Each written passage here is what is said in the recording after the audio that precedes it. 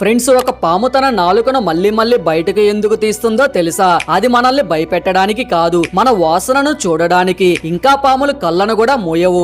ఇవి మాత్రమే కాదు, ఇప్పుడు చెప్పబోయే ఫ్యాక్ట్స్ మీకు నిజంగానే షాక్ ఇస్తాయి. ఫ్రెండ్స్, ప్రపంచంలో 4000 కంటే ఎక్కువ రకాల పాములు ఉన్నాయి. కానీ వాటిలో దాదాపు 600 రకాలే విషపూరితమైనవి. ఇంకా మనుషులకు చాలా ప్రమాదకరమైన మాత్రం వాటిలో కొద్ది జాతులే.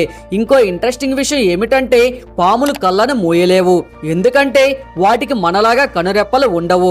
వాటి కళ్ళపై ఒక పారదర్శక పొర ఎప్పుడూ ఉంటుంది. మరి పాము నాలుకను బయటకు తీస్తూ ఉండటం చూసి చాలా మంది భయపడతారు.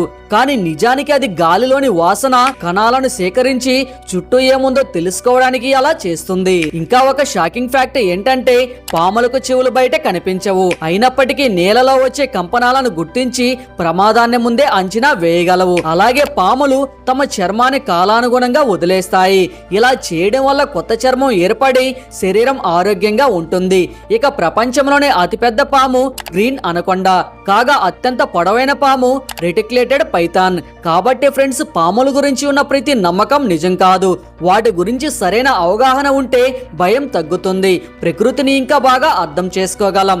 ఇలాంటి మరిన్ని ఆశ్చర్యకరమైన ఫ్యాక్ట్స్ తెలుసుకోవాలంటే వీడియోకి లైక్ చేసి మన ఛానల్ను తప్పకుండా సబ్స్క్రైబ్ చేసుకోండి.